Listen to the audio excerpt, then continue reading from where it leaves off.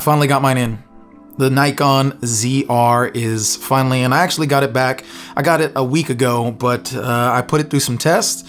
And so I wanted to share that with you guys today. First and foremost though, before we get into it, I wanna let you know that I'm a Sony shooter. So if you're not familiar with the channel, we've been shooting on Sonys for the last few years. Sony FX6, FX3, A7S III, FX30, ZV-E10, so on and so forth for a long time at work. And also personally, I've been shooting Sony since 2013, I think, with the FS100.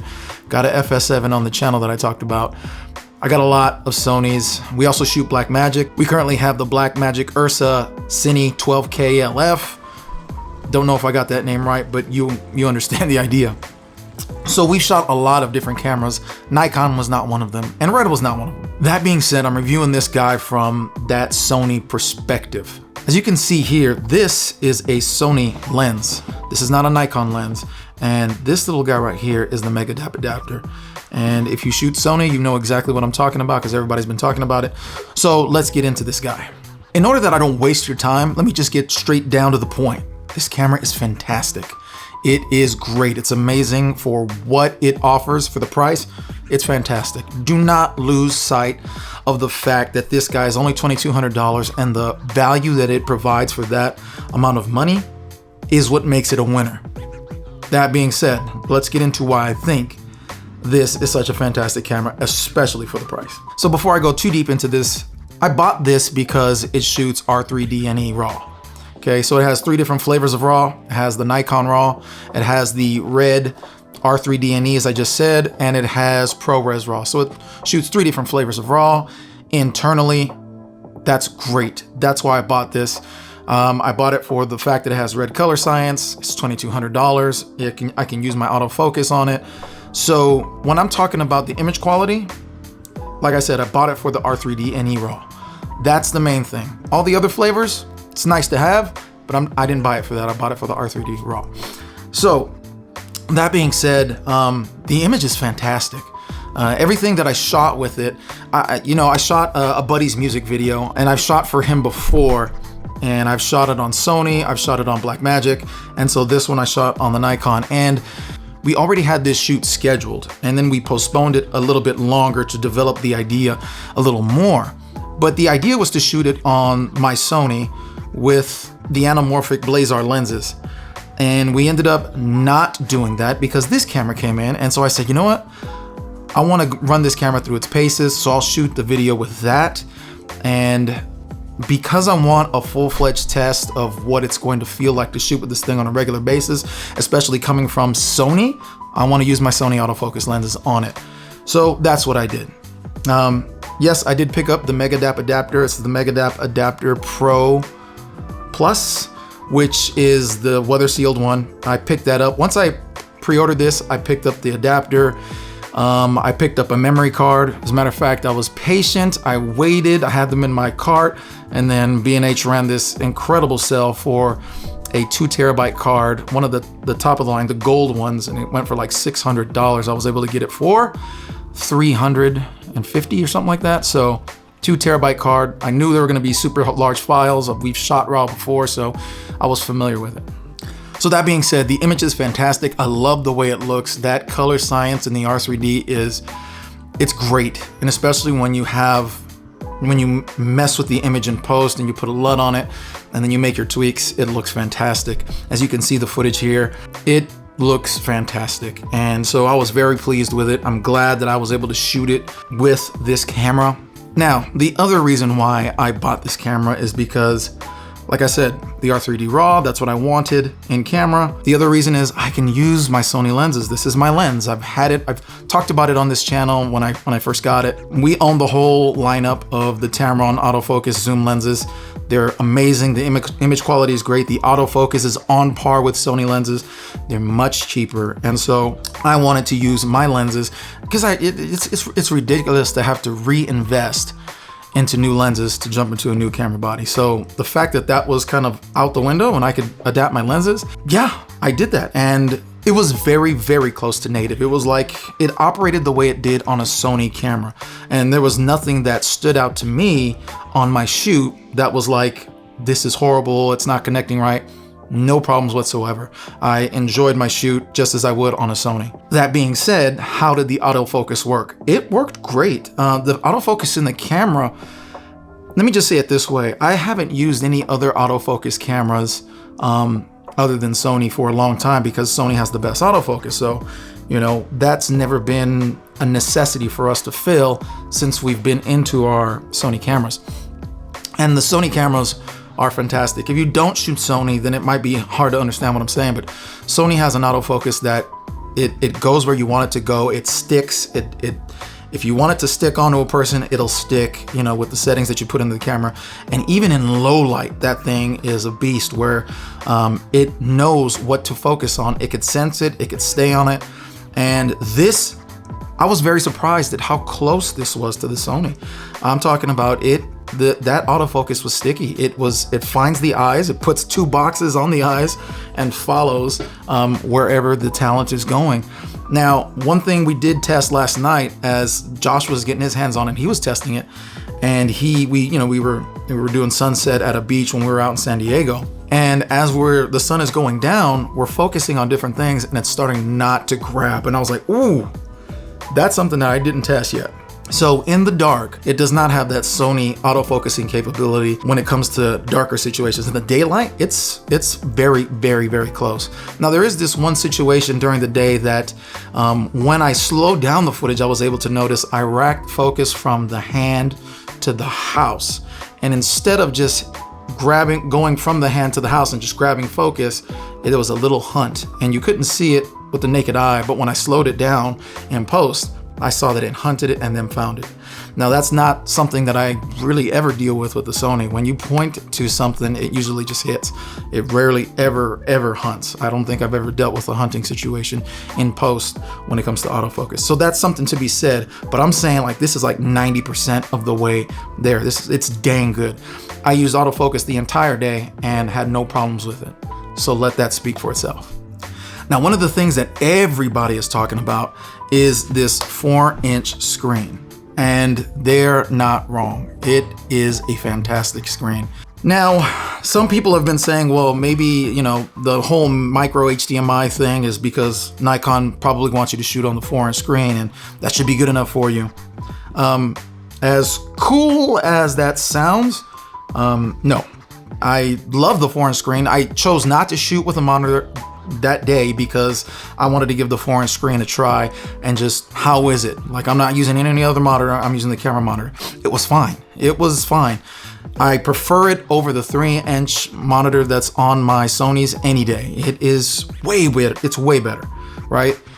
But I use a 7-inch monitor when I go and film things, and no, I would rather continue filming with my 7-inch monitor. So how I would critique that is, I used it for the shoot. We shot for 6 hours that day and it was fine. There was no problem with it. I would prefer seeing my image on a 7-inch monitor, but I was fine working with it on the 4-inch. So that's my critique.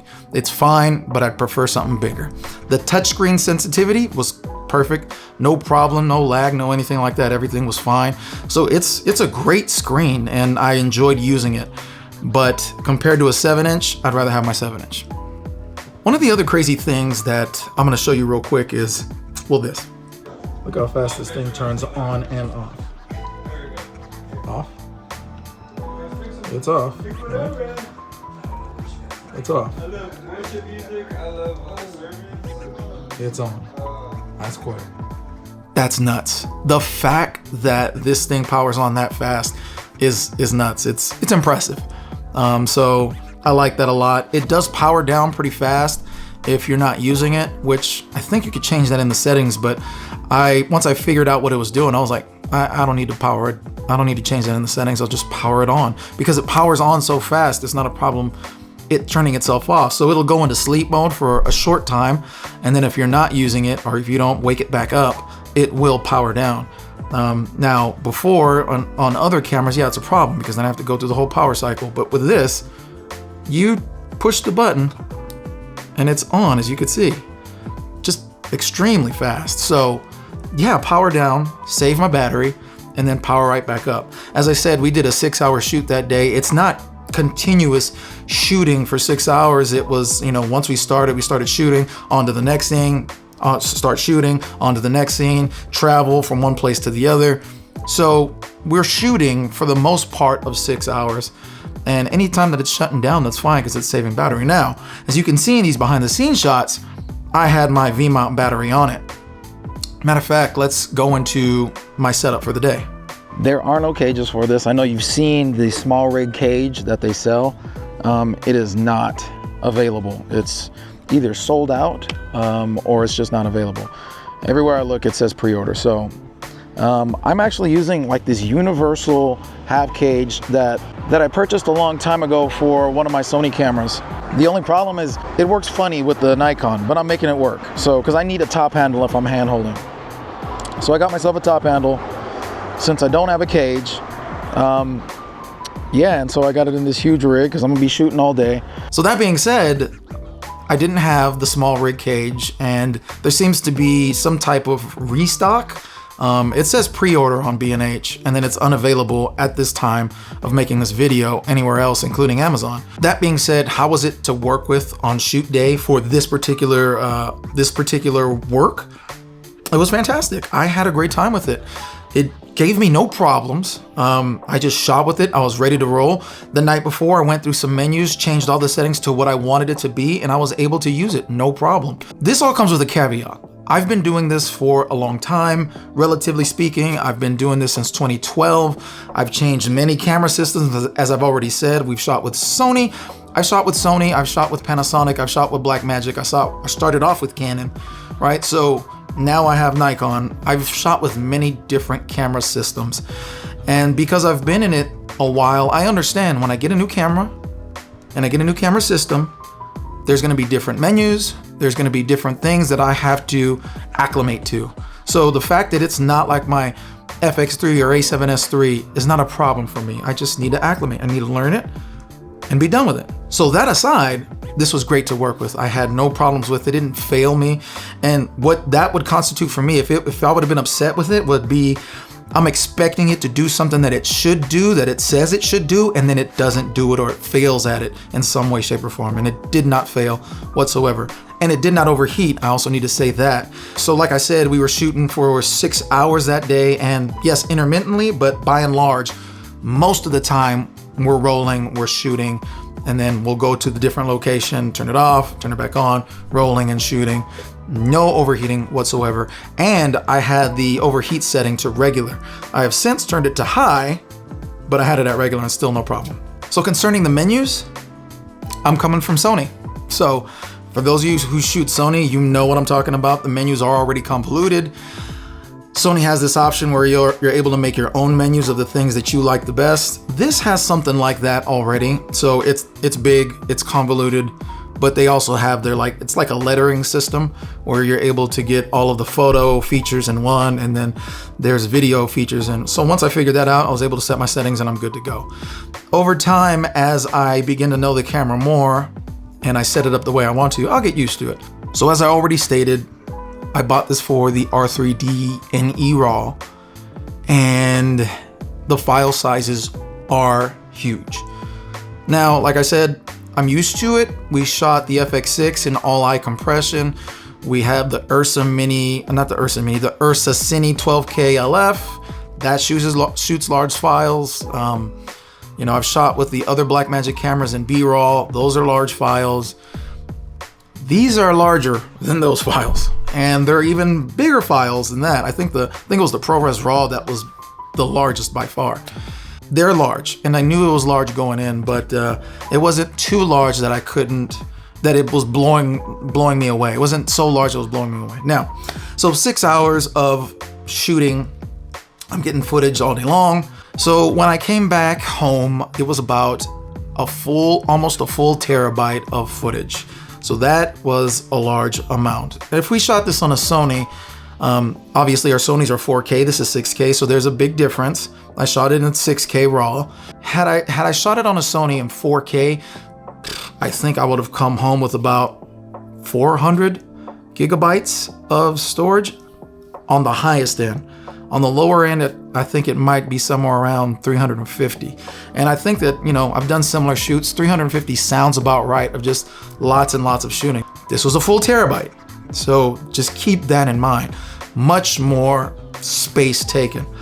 Which also calls into question, what are you getting the camera for? If you're gonna shoot weddings and you're gonna shoot RAW, this is not the camera you wanna get. One of the things when Josh and I were talking about the camera, he was wondering, well, you know, if I were gonna buy something like that, what I would be interested in, can it shoot small files for like corporate stuff like that, where I'm not trying to shoot a commercial. If we're shooting commercial, if we're shooting narrative, we'd love the raw footage, we'd love the raw codec, and we'll shoot full 6K, blah, blah, blah.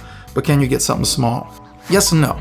Yes, you can shoot 4K in the H.265 and it'll be small. But if that being the case, and we already own Sonys, and that's all I'm gonna use it for, then I'd rather keep my Sonys. By the way, I'm not getting rid of my A7S III.